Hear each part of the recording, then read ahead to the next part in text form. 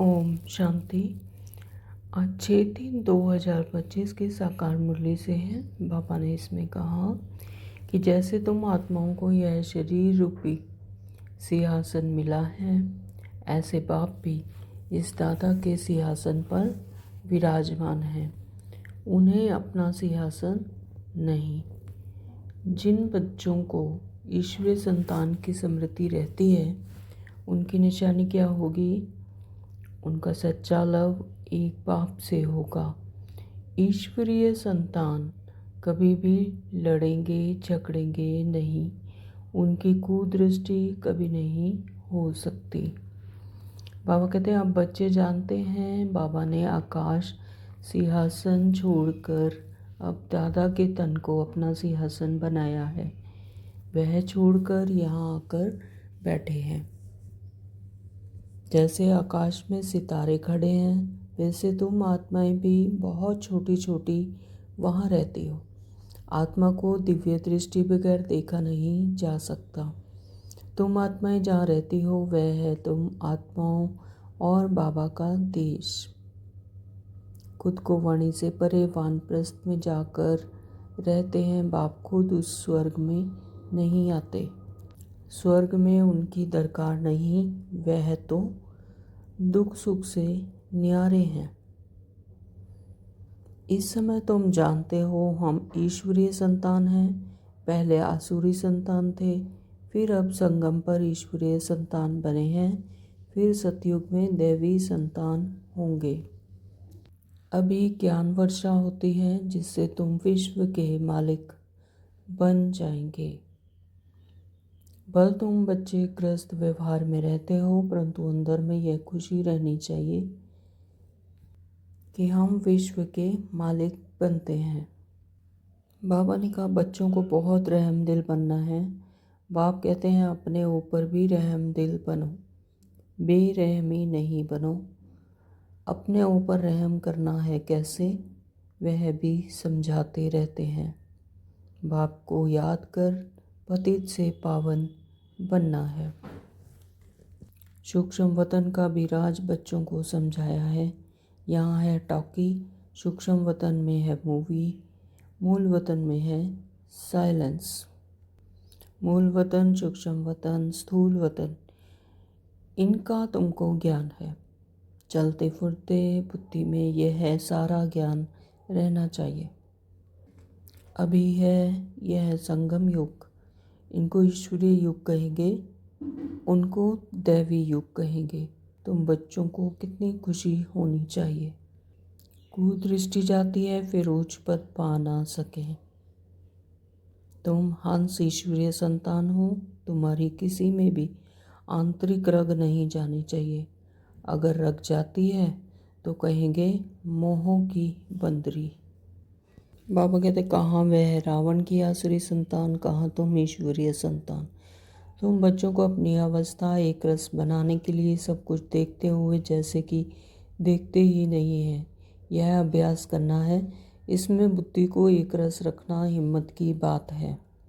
Perfect होने में मेहनत लगती है। इस समय तुम भी सबको रास्ता बताना सीखते हो, इसलिए तुम्हारा नाम पांडव रखा है। तुम हो पांडवों की सेना। तुम जानते हो यह कब्रिस्तान है, अब फिर परिस्थान बनना है।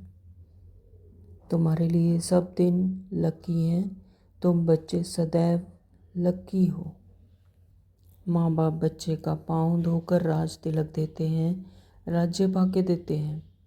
यह साक्षात्कार आदि सब ड्रामा में नूंद है। इसमें तुम बच्चों को मूंझने की दरकार नहीं। तुम बाप को याद करो, स्वदर्शन चक्रधारी बनो और दूसरों को भी बनाओ।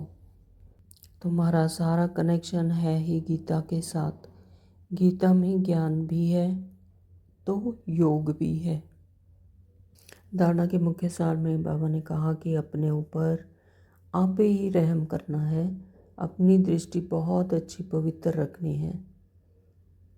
नंबर 2 में बाबा ने कहा कि संपूर्ण कर्मातीत अवस्था को प्राप्त करने के लिए सदा उपराम रहने का अभ्यास करना है।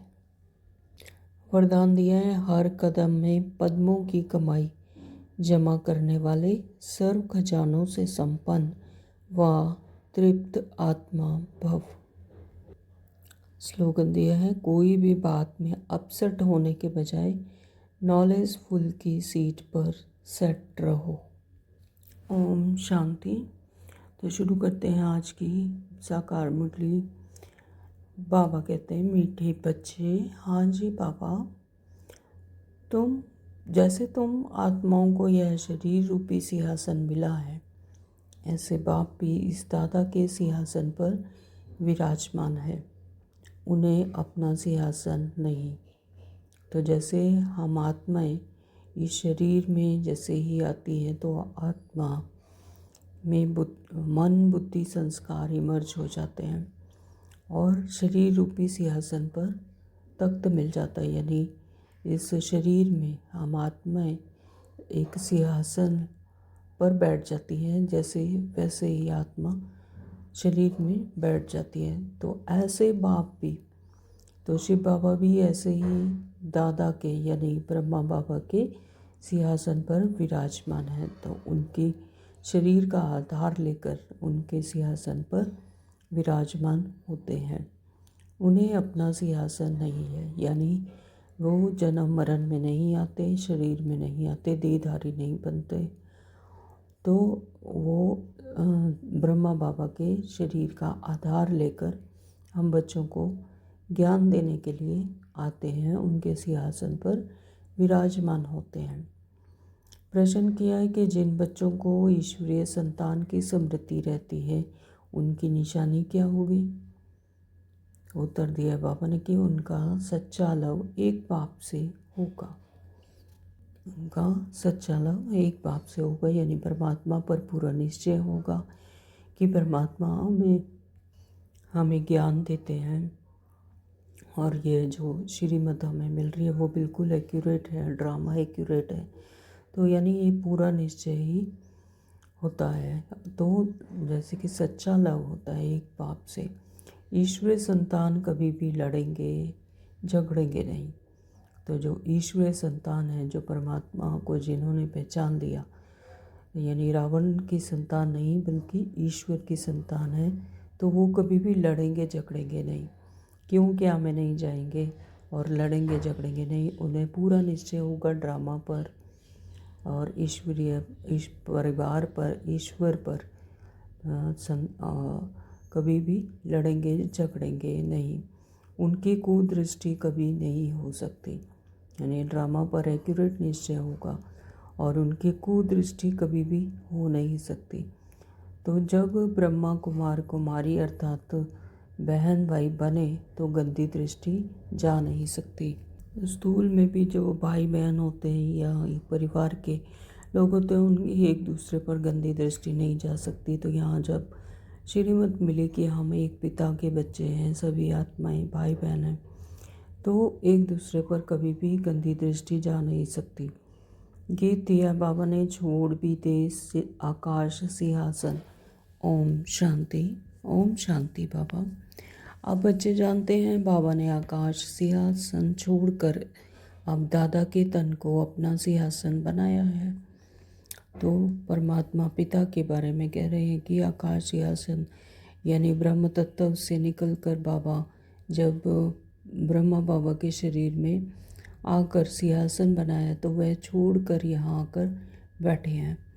तो यह आकाश तत्व तो है जीवात्माओं का सिंहासन और आत्माओं का सिंहासन है वह मह तत्व यानी ब्रह्म तत्व, जिसे जहाँ पर आत्माएं रहती हैं, जहाँ जिसे परम धाम कहा जाता है। तो जहाँ तुम आत्माएं बगैर शरीर रहती थी, तो जैसे आकाश में सितारे खड़े हैं ना, वैसे तुम आत्माएं भी बहुत छोटी छोटी वहाँ रहती हो। आत्मा को दिव्य दृष्टि बगैर देखा नहीं जा सकता। तुम बच्चों को अभी यह ज्ञान है। जैसे स्टार कितना छोटा होता है, वैसे आत्माएं भी बिंदी की तरह बिंदी मिसल हैं। तो अब बाप ने सिंहासन तो छोड़ दिया है। बाप कहते हैं तुम आत्माएं भी सिंहासन छोड़कर यहाँ इस शरीर को अपना सिंहासन बनाती हैं। मुझे भी जरूर शरीर चाहिए। तो शरीर के द्वारा ही परमात्मा हम आत्माओं को बता सकते हैं, क्योंकि शरीर के द्वारा ही हम सुनती हैं, देखती हैं, समझती हैं बुद्धि द्वारा। तो बाबा कहते हैं कि तो फिर मैं भी तुम्हें शरीर के द्वारा ही समझा सकता हूँ, तो इसलिए मुझे शरीर चाहिए। मुझे बुलाते भी हैं पुरानी दुनिया में, तो इस पुरानी दुनिया में ही दरकार है, जबकि आत्माएं देहभान में आकर इतना दुखी हो जाती हैं, तो फिर दुख दर्द में परमात्मा को याद करती हैं, बुलाती हैं कि ये पतित पावन हमें पावन बनाओ। तो बाबा कहते कि मुझे बुलाते भी पुरानी दुनिया में, क्योंकि सतयुग में तो याद करने की ना दरकार है, ना ही परमात्मा वहाँ आते हैं। तो गीत है ना दूर देश का रहने वाला। तो तुम आत्माएं जहाँ रहती हो वह है तुम आत्माओं और बाबा का देश। तो फिर तुम स्वर्ग में जाते हो, जिसकी बाबा स्थापना कराते। तो इस संगम युग पर अभी हम सब बच्चे के द्वारा और बाबा खुद परमात्मा स्वर्ग की स्थापना करवाते हैं, हम सबको वहाँ पर रहने लायक बनाते हैं, श्रीमत देकर हमें पवित्र बनाते हैं। तो अभी क्या हो रहा है, स्वर्ग की स्थापना करते हैं। तो बाप खुद उस स्वर्ग में नहीं आते, लेकिन परमात्मा हमें स्वर्ग की स्थापना करके हम आत्माओं को ही दे देते हैं, हमें वर्षे का अधिकारी बनाते हैं, लेकिन स्वयं वो वहाँ पर नहीं आते। तो खुद तो वाणी से परे वानप्रस्थ में जाकर रहते हैं। तो परमात्मा पिता खुद इस वाणी से परे परम धाम में वानप्रस्थ में जाकर रहते हैं।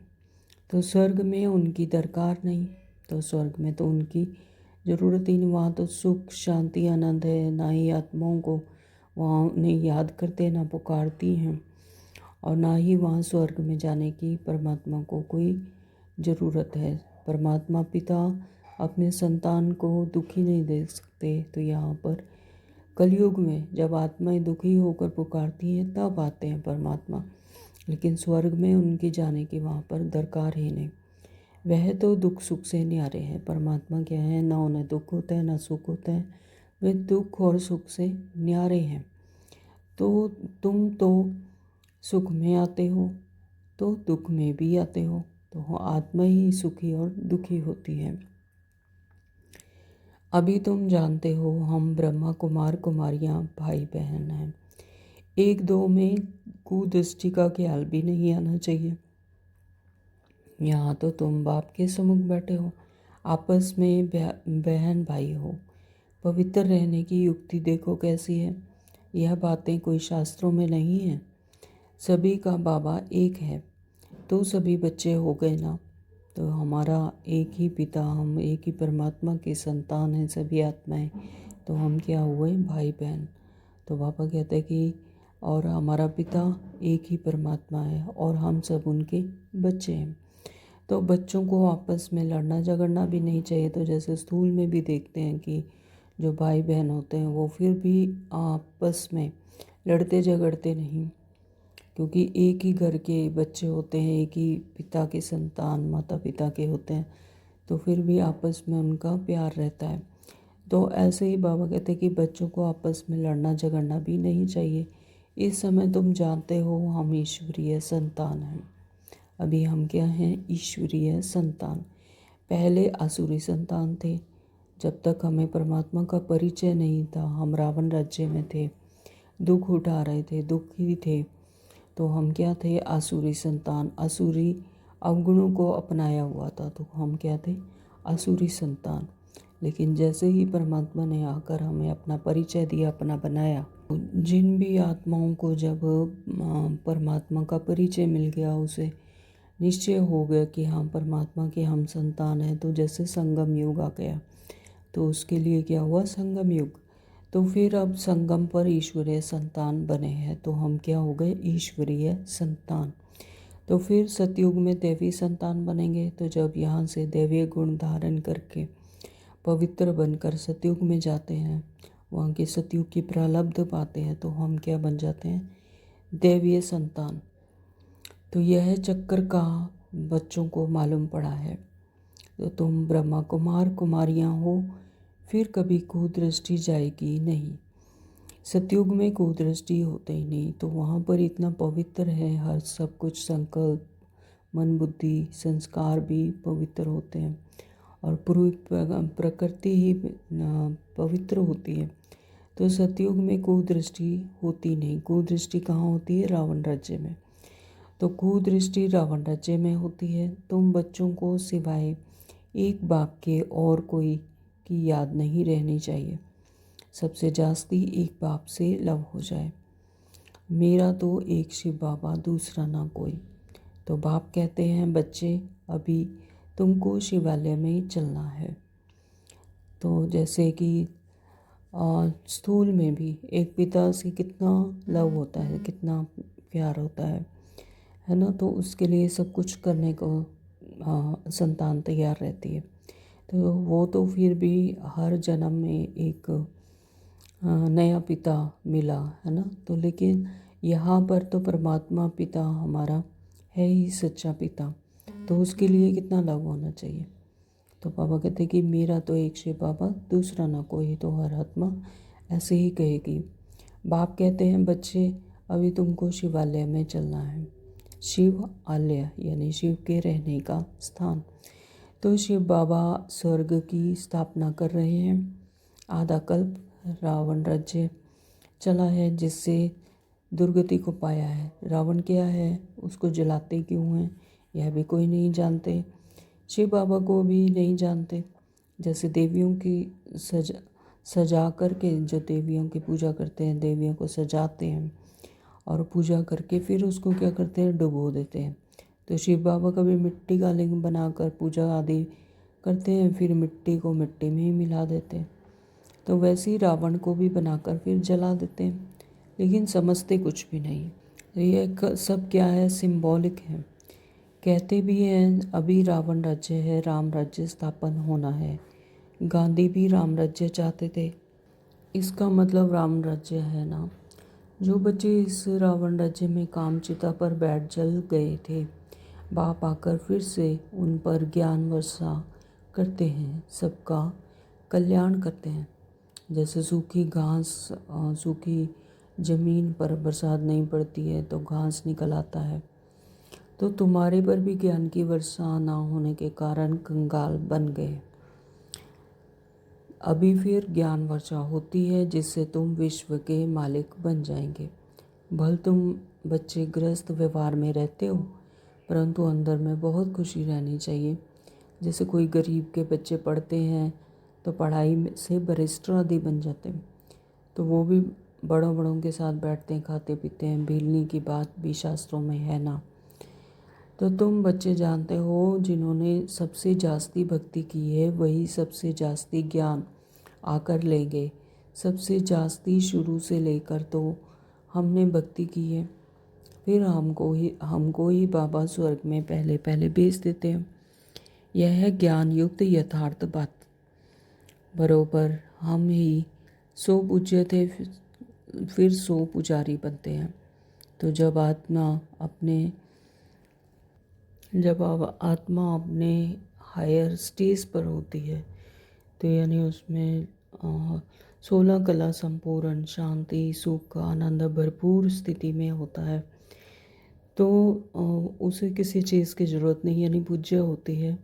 और फिर 100 पुजारी बनते हैं, यानी धीरे धीरे जब आत्मा अपनी इन्हीं शांति, सुख, आनंद के लिए उसी अवस्था को ढूंढती है, 16 कला संपूर्ण, तो फिर उसी की पूजा करने लग जाती है। तो वो अपने स्मृति से विस्मृति हो जाती है, तो अपनी पूज्य स्थिति की ही वह फिर से पूजा करना शुरू कर देती है, या नीचे उतरते जाते हैं। तो बच्चों को सारा ज्ञान समझाया जाता है। इस समय यह सारी दुनिया नास्तिक है, बाप को नहीं जानती। तो जिन्हें परमात्मा का परिचय नहीं है, तो अपनी आत्मिक सत्य स्वरूप का परिचय नहीं है, तो दुनिया क्या है, नास्तिक। क्योंकि बाप को नहीं जानते, नीति नीति कह देते हैं कि हमें कुछ नहीं पता, हमें कुछ नहीं पता। तो आगे चलकर यह सन्यासी आदि सब आकर आस्तिक जरूर बनेंगे। कोई एक सन्यासी आ जाए तो भी उन पर सभी विश्वास थोड़ी करेंगे। कहेंगे इन पर बीके ने जादू लगाया है, तो उनके चेले को गद्दी पर बिठा उनको उड़ा देंगे। ऐसे बहुत सन्यासी तुम्हारे पास आए हैं फिर गुम हो जाते हैं। यह है बड़ा वंडरफुल ड्रामा। अभी तुम बच्चे आदि से लेकर अंत तक सब जानते हो, यानी जिन्हें अनुभव नहीं हुआ किसी परमात्मा का, तो वो उस चीज़ को बहुत मुश्किल से निश्चय करता है। तो या ऐसा कहें कि उनका पार्ट नहीं है। तो ये वंडरफुल ड्रामा है। बाबा कहते हैं अभी तुम बच्चे आदि से लेकर अंत तक सब जानते हो, तुम्हारे में भी नंबरवार पुरुषार्थ अनुसार धारण कर सकते हैं। बाप के पास सारा ज्ञान है, तुम्हारे पास भी होना चाहिए। तो जैसा बाप वैसे बच्चे। तो जब बाबा ज्ञान का सागर हैं, तो हम बच्चे भी क्या मास्टर ज्ञान के सागर। तो दिन प्रतिदिन कितने सेंटर्स खुलते रहते हैं। बच्चों को बहुत रहमदिल बनना है। जैसे परमात्मा रहमदिल बनकर हम बच्चों को ज्ञान देते हैं, तो इसी तरह से हम बच्चों को भी रहमदिल बनना है। बाबा कहते हैं अपने ऊपर भी रहमदिल बनो। सबसे पहले तो रहम अपने ऊपर ही करना है, बेरहमी नहीं बनो। यानी अपने साथ आत्मिक स्वरूप में, अपने सत्य स्वरूप में रहो। तो बेरहमी नहीं बनो। स्वयं को आत्मा समझना, अपने ऊपर अपने ट्रूथ में रहना, यही है अपने ऊपर रहम करना। तो अपने ऊपर रहम करना है कैसे, वह भी समझाते रहते हैं। तो बाप को याद कर पतित से पावन बनना है, फिर कभी पतित बनने का पुरुषार्थ नहीं करना है। यानी अपने देहभान में नहीं आना, देहभान में आकर विकर्म नहीं करने, अपने सत्य स्वरूप में रहना है। दृष्टि बड़ी अच्छी चाहिए। हम ब्राह्मण ईश्वरीय संतान हैं, ईश्वर ने हमको अडॉप्ट किया है। तो अब मनुष्य से देवता बनना है। पहले सूक्ष्म वतन वासी फरिश्ता बनेंगे। अभी तुम फरिश्ते बन रहे हो। सूक्ष्म वतन का राज बच्चों को समझाया है। यहाँ है टॉकी, सूक्ष्म वतन में है मूवी, और मूल वतन में है साइलेंस। यहाँ स्थूल में हम टॉकी बनते हैं, पांचों तत्वों का शरीर लेकर यहाँ पर ही टॉकी बनते हैं। और सूक्ष्म वतन में तो वाणी होती नहीं, तो वहाँ पर सिर्फ मूवी होती है, यानी अपने प्रकाश के स्वरूप में ही होते हैं। और मूल वतन में तो है ही साइलेंस, वहाँ पर तो आत्माएं बिंदु स्वरूप में ही रहती हैं। तो सूक्ष्म वतन में फरिश्तों का सूक्ष्म वतन है, फरिश्तों का। जैसे गोश्त को छाया का शरीर कहते शरीर होता है ना, तो आत्मा को शरीर नहीं मिलता है तो भटकती रहती हैं, तो उन्हें गोश्त कहते हैं, यानी भूत कहते हैं। तो जिन्हें शरीर नहीं मिलता, ऐसा कहा जाता है कि आत्मा को शरीर नहीं मिलता तो वह भटकती रहती है। तो उनको इन आँखों से देख सकते हैं। यह फिर है सूक्ष्म वतन वासी फरिश्ते। यह सब बातें बहुत समझने की हैं। मूल वतन, सूक्ष्म वतन और स्थूल वतन, इसका तुमको ज्ञान है। चलते फिरते बुद्धि में यह सारा ज्ञान रहना चाहिए। हम असल मूल वतन के रहवासी हैं। अभी हम वहाँ जाएंगे वाया सूक्ष्म वतन। बाबा सूक्ष्म वतन इस समय ही रचते हैं। तो यह संगम युग पर ही सूक्ष्म वतन रचने की बात कही हुई है कि बाबा सूक्ष्म वतन इस समय ही रचते हैं। तो पहले सूक्ष्म फिर स्थूल चाहिए। अभी यह है संगम युग। इनको ईश्वरीय युग कहेंगे, उनको दैवीय युग कहेंगे। किसको? सतयुग में। सतयुग में होता है दैवीय युग और ईश्वरीय युग होता है संगम युग पर। तो तुम बच्चों को कितनी खुशी होनी चाहिए। कुदृष्टि जाती है फिर ऊंचे पद पा ना सके। अगर बाबा का बच्चा बन के भी फिर रावण राज्य में जाते हैं, कुदृष्टि रखते हैं, तो फिर ऊंच पद पा ना सके। अभी तुम ब्राह्मण ब्राह्मणियाँ होना, फिर घर जाने से भूल नहीं जाना चाहिए। तुम संग दोष में आकर भूल जाते हो। तुम हंस ईश्वरीय संतान हो। जो हंस होता है वो हमेशा मोती चुगता है और कंकड़ पत्थर को अलग कर देता है। तो इसी तरह से हम भी क्या हैं? ईश्वरीय संतान। तो हमें हमेशा श्रीमत को ही चुनना है और श्रीमत पर चलना है। तुम्हारी किसी में भी आंतरिक रग नहीं जानी चाहिए। अगर रग जाती है तो कहेंगे मोह की बंदरी। तो यहाँ पर बाबा क्या कह रहे हैं कि आंतरिक रग मोह किसी से नहीं होना चाहिए। तो अगर हो जाती है, रग जाती है, तो कहेंगे मोह की बंदरी। यानी बंदरी के लिए कहा जाता है कि उसका मोह अपने बच्चे में बहुत होता है, एक्सट्रीम लेवल पर। अगर वह मर भी जाए तो फिर भी वह अपनी गोद से उसे चिपका कर रखती है। तो इसलिए बाबा कहते हैं फिर उसे कहा जाएगा मोह की बंदरी। तुम्हारा धंधा ही है सबको पावन बनाना, तुम हो विश्व को स्वर्ग बनाने वाले। कहाँ वह रावण की आसुरी संतान और कहाँ तुम हो ईश्वरीय संतान। तो यानी कलयुग और सतयुग में जाने की बात है कि कलयुग में सभी के बनते हैं आसुरी संतान, और जब ईश्वर परमात्मा का परिचय मिल गया तब हम बनते हैं ईश्वरीय संतान। तुम बच्चों को अपनी अवस्था एक रस बनाने के लिए सब कुछ देखते हुए भी जैसे कि देखते ही नहीं है, यह अभ्यास करना है कि सब कुछ हो रहा है लेकिन कुछ भी दिखाई नहीं दे रहा। तो मतलब ऐसी अवस्था होनी चाहिए, ऐसा अभ्यास करना है।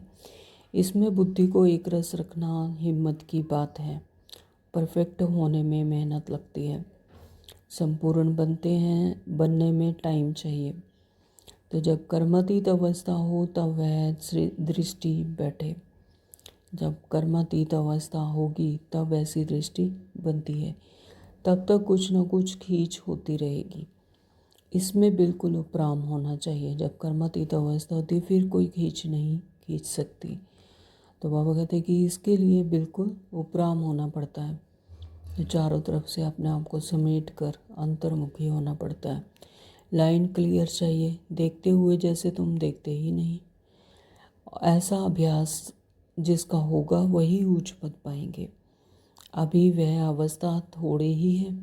सन्यासी तो इन बातों को समझते भी नहीं हैं।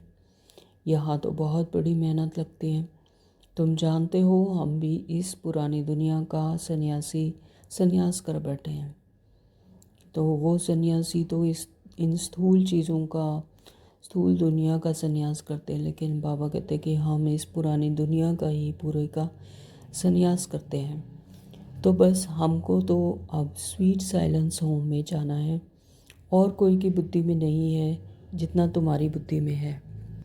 तुम ही जानते हो अब वापस जाना है। शिव भगवान वाच भी है, वह पतित पावन लिबरेटर गाइड है। तो यहाँ पर शिव बाबा ही पतित पावन हैं।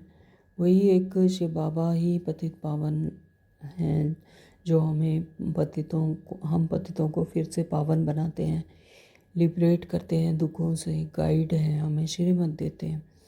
श्री कृष्ण कोई गाइड नहीं। तो श्री कृष्ण तो स्वयं आत्मा है, जन्म मरण में आते हैं।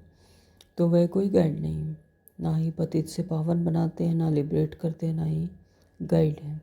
इस समय तुम भी सबको रास्ता बताना सीखते हो, तो इसलिए तुम्हारा नाम पांडव रखा है। तुम पांडवों की सेना हो।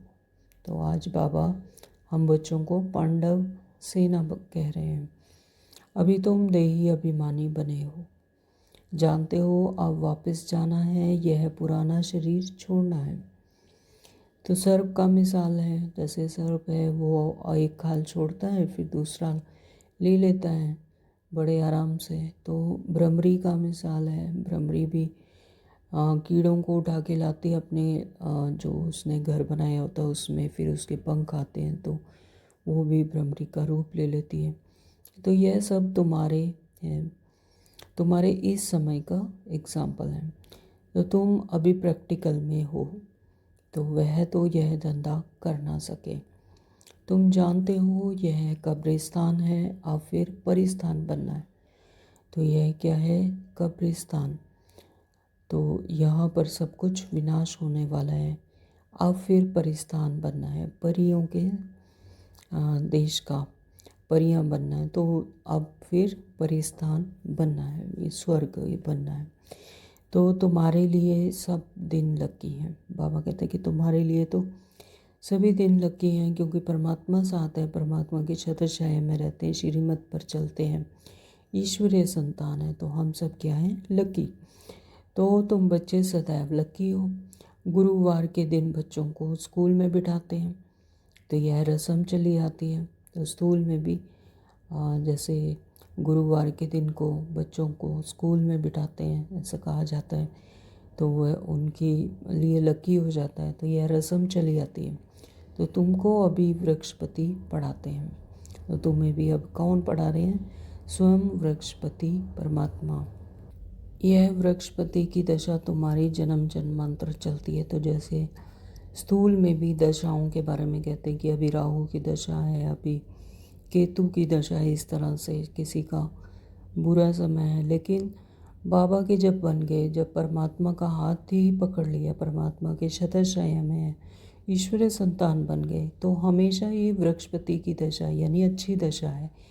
और यह तुम्हारी जन्म जन्मांतर तक चलती है, यानी एक जन्म नहीं 21 जन्म, और उसके बाद भी जो पुण्य और दुआओं का जो गिफ्ट मिलता है वो भी फिर जन्म जन्मांतर चलती रहती है। तो इसलिए बाबा कहते हैं कि ये बृहस्पति की दशा तो तुम्हारी जन्म जन्मांतर चलती है। तो है ना, हम बच्चे सभी कितने लकी। तो यह है बेहद की दशा, और भक्ति मार्ग में हद की दिशाएं चलती हैं, अभी है बेहद की दशा। तो पूरी रीति मेहनत करनी चाहिए। तो इसीलिए परमात्मा से याद में रहना चाहिए, पूरी रीति यथार्थ रीति मेहनत करनी चाहिए। लक्ष्मी नारायण कोई एक तो नहीं है ना, उन्होंने तो डायनेस्टी होगी। तो लक्ष्मी नारायण तो कोई एक नहीं है, उनकी डायनेस्टी चलती है। तो फिर उनकी डायनेस्टी में आत्माएं उतरेंगी और उनकी डायनेस्टी पूरी चलेगी।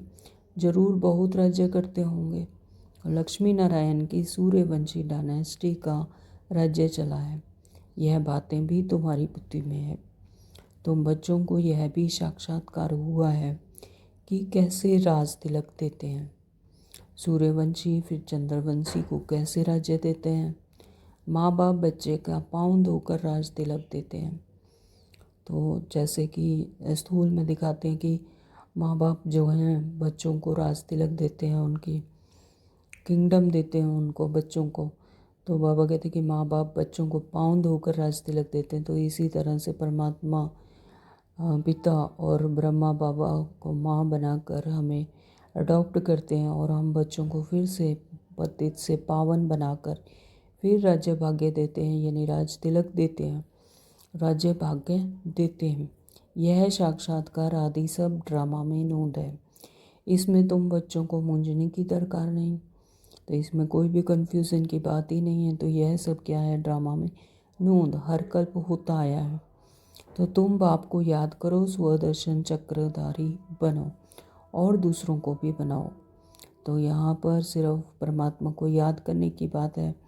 स्वदर्शन चक्रधारी बनो, स्वयं के बारे में दर्शन करो, यानी चक्रधारी बनो, आदि मध्य अंत को जानो, और स्वयं को आत्मिक स्वरूप में रहो, अपने सत्य स्वरूप में रहो, और दूसरों को भी ऐसा ही बनाओ। तो जितना जितना हम स्वयं ही अपने आत्मिक स्वरूप में रहते हैं, तो दूसरों को भी वह स्मृति स्वतः ही आती है। तुम हो ब्रह्मा मुख वंशावली, स्वदर्शन चक्रधारी, सच्चे ब्राह्मण। शास्त्रों में स्वदर्शन चक्र से कितनी हिंसाएं दिखाई हैं। अभी बाप तुम बच्चों को सच्ची गीता सुनाते हैं, तो यह तो कंठ कर लेना चाहिए। कितना सहज है, तुम्हारा सारा कनेक्शन है ही गीता के साथ। गीता में ज्ञान भी है तो योग भी है। तो बाबा क्या कह रहे हैं कि तुम्हारा सारा कनेक्शन ही गीता के साथ है। तो जो गीता में जो एक एक अध्याय बताए हैं, तो वो सब क्या है, हम आत्माओं की ही स्थिति है।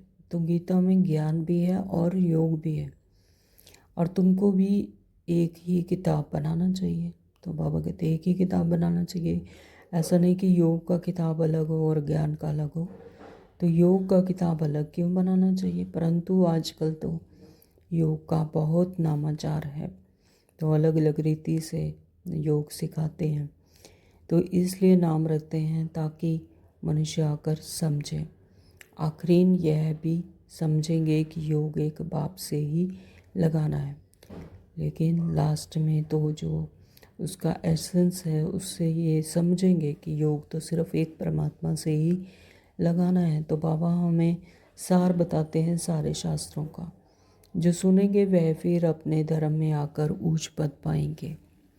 तो जो जो सुनते जाएंगे, समझते जाएंगे, तो फिर वो अपने धर्म में आकर यानी ईश्वरीय संतान बनेंगे और अपने धर्म में आकर उच्च पद पाएंगे, क्योंकि ड्रामा में जिस कानून है तो वो तो उनको तो आना ही है। अच्छा, मीठे मीठे सिकलते बच्चों प्रति माता पिता बाप दादा का याद प्यार और गुड मॉर्निंग। रूहानी बाप की रूहानी बच्चों को नमस्ते। हम रूहानी बच्चों की रूहानी बाप दादा को नमस्ते जी, नमस्ते जी, नमस्ते जी। शुक्रिया बाबा, आपका बहुत बहुत शुक्रिया। धारणा के लिए मुख्य सार में बाबा ने कहा कि अपने ऊपर आपे ही रहम करना है, यानी स्वयं को आत्मा समझकर परमात्मा को याद करना है। यह है आपे ही आप पर रहम करना। तो अपनी दृष्टि बहुत अच्छी पवित्र रखनी है। ईश्वर ने मनुष्य से देवता बनाने के लिए अडॉप्ट किया है, इसलिए पतित बनने का कभी ख्याल भी ना आए। नंबर 2, बाबा ने कहा कि संपूर्ण कर्मातीत अवस्था को प्राप्त करने के लिए सदा उपराम रहने का अभ्यास करना है। संपूर्ण कर्मातीत अवस्था यानी सभी कर्मों से उपराम होकर किसी में भी कोई रग ना जाए, तो सदा मतलब बाबा ने कहा कि सदा उपराम रहने का अभ्यास करना है। चारों तरफ से समेट कर अपने आप को आत्मा अपने आत्मिक स्थिति में अपने सत्य स्वरूप में टिके रहे, उसे कहते हैं कर्मातीत अवस्था। तो बाबा कहते कि वह संपूर्ण कर्मातीत अवस्था को प्राप्त करने के लिए यानी सदा के लिए सदा उपराम रहने का अभ्यास करना है। इस दुनिया में सब कुछ देखते हुए भी नहीं देखना है, यानी इस दुनिया में कुछ भी हो रहा है लेकिन हम जैसे देखते हुए भी बेखबर भी कुछ भी ना दिखे नहीं, तो ऐसी अवस्था, तो इसी अभ्यास में से अवस्था एक रस बनानी है। तो इस अभ्यास से एक रस सिर्फ एक ही परमात्मा की याद, ऐसी अवस्था उसे कहेंगे एक रस अवस्था बनानी है। वरदान दिया बाबा ने, हर कदम में पद्मों की कमाई जमा करने वाले सर्व खजानों से संपन्न व तृप्त आत्मा भव। पद्मों की कमाई यानी एक एक सेकंड में परमात्मा की याद, तो एक एक सेकंड में पद्मों की कमाई जमा होती है। तो संगम युग है ही कमाई का युग। तो बाबा ने कहा कि हर कदम में पद्मों की कमाई यानी एक एक सेकंड को एक एक मनसा वाचा कर्मणा अपने संकल्पों को परमात्मा की याद में लगाना। तो सर्व खजानों से संपन्न व तृप्त आत्मा भव। जो बच्चे बाप की याद में रहकर हर कदम उठाते हैं वह कदम कदम में पद्मों की कमाई जमा करते हैं। इस संगम पर ही पद्मों की कमाई की खान मिलती है। संगम युग है जमा करने का युग। अभी जितना जमा करना चाहो उतना कर सकते हैं। तो बाबा ने कलम ही हम आत्माओं के हाथ में दे दी कि जितना जमा करना चाहो, जितना अपना भाग्य बनाना चाहो, जो लिखना चाहो वो लिखो। तो जितना जमा करना चाहो उतना कर सकते हो। एक कदम अर्थात एक सेकंड भी बिना जमा के ना आ जाए, अर्थात व्यर्थ ना जाए। सदा भंडारा भरपूर हो, अप्राप्त नहीं कोई वस्तु ब्राह्मणों के खजाने में। तो ऐसे संस्कारों, तो जब अभी ही संगम युग पर ऐसी तृप्त और संपन्न आत्मा बनेंगे तभी तो भविष्य में भी अखुट खजानों के मालिक होंगे। तो अब बाबा ने क्या करे कि अभी ही ऐसी संपन्न अवस्था यहीं पर संगम युग पर ही बनानी है, तभी भविष्य में अखुट खजानों के मालिक होंगे। स्लोगन दिया बाबा ने, कोई भी बात में अपसेट होने के बजाय नॉलेजफुल की सीट पर रहो। तो कोई भी बात में अपसेट नहीं होना है, यानी कुछ भी अलग नहीं हो रहा है, नथिंग न्यू। जो कुछ पहले हुआ, कल्प पहले हुआ था, वही सब कुछ अभी हो रहा है। तो अपसेट कब होते हैं? जब ड्रामा पर निश्चय नहीं है, आत्मा पर निश्चय नहीं है, परमात्मा पर निश्चय नहीं है, श्रीमत पर निश्चय नहीं। अगर इन सब में निश्चय है तो फिर अपसेट होने की बात ही नहीं, तो फिर अपसेट हो ही नहीं सकते। अगर श्रीमत है नॉलेजफुल है तो फिर अपसेट हो नहीं सकते। तो इसीलिए बाबा कह रहे हैं कि कोई भी बात में अपसेट होने के बजाय नॉलेजफुल की सीट पर रहो, यानी परमात्मा पर, आत्मा पर, ड्रामा पर निश्चय हो और श्रीमत पर निश्चय है, तो नॉलेजफुल रहेंगे, नॉलेजफुल की सीट पर रहेंगे तो अपसेट कभी भी नहीं होंगे। आज मातेश्वरी जी के अनमोल महावाक्य दिए हैं। इसमें कहा है कि आधा कल्प ज्ञान ब्रह्मा का दिन और आधा कल्प भक्ति मार्ग यानी ब्रह्मा की रात। आधा कल्प ज्ञान ब्रह्मा का दिन, आधा कल्प यानी सतयुग और त्रेता को बाबा कह रहे हैं कि ब्रह्मा का दिन। मातेश्वरी जी के अनमोल महावाक्य हैं कि ब्रह्मा का दिन यानी सतयुग और त्रेता, और आधा कल्प भक्ति मार्ग यानी ब्रह्मा की रात, यानी द्वापर और कलयुग, उसको कहते हैं ब्रह्मा की रात। जब आधा कल्प आत्मा अपने आत्मिक स्मृति अपने उच्चतम स्टेज पर होती है और हायर स्टेज पर होती है, उसमें सारे गुण शक्तियाँ होती हैं, तो वो क्या है, ब्रह्मा का दिन। और जब आत्मा अपने नीचे गिरती है, अपने रावण राज्य में आ जाती है और अपनी स्मृति विस्मृति हो जाती है आत्मा को, तो आती है ब्रह्मा की रात, यानी दुख उठाती है, दुख दर्द में होती है, अशांति होती है, अपनी ही शांति को ढूंढती है, तो वह है ब्रह्मा की रात। आधा कल्प है ब्रह्मा का दिन, आधा कल्प है ब्रह्मा की रात। तो क्या कहते हैं बाबा, अब रात पूरी हो सवेरा आना है, मातेश्वरी जी के महावाक्य हैं। अब परमात्मा आकर अंधियारे की अंत कर सूजरे की आदि करता है। ज्ञान से है रोशनी और भक्ति से है अंधियारा। गीत में भी कहते हैं, इस पाप की दुनिया से दूर कहीं ले चल, चित्त चैन जहाँ पावे, यह है बेचैन दुनिया। जहाँ चैन नहीं है, मुक्ति में ना है चैन, ना है बेचैन। सतयुग त्रेता है चैन की दुनिया। जिस सुखधाम को सभी याद करते हैं, तो अब तुम चैन की दुनिया में चल रहे हो, वहाँ कोई अपवित्र आत्मा जा नहीं सकती।